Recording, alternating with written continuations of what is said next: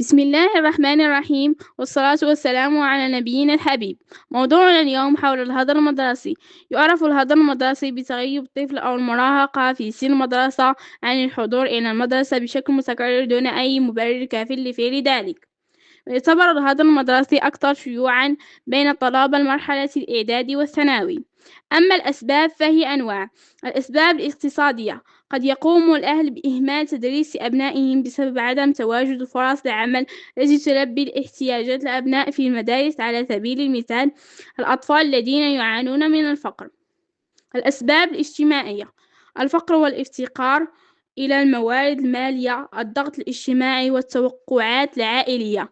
أما الأسباب التربوية: يعتبر نقص الإمكانيات المادية في المدارس ينعكس سلبًا على تجهيزات المدارس بشكل المطلوب، سواء بنية تحتية وعدم توفير المرافق والخدمات في كثير من المدارس. الحلول الممكنة لتفادي هذا الهدر المدرسي: أولاً، تحسين جودة التعليم من خلال تدريب المعلمين وتحسين المناهج. ثانياً، تقديم الدعم المالي لطلب من الأسرة ذات دخل منخفض.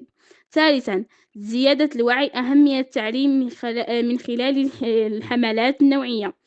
لقد أنهيت موضوعي، وهدفي من هذا الموضوع تفادي الهدر المدرسي، وشكراً.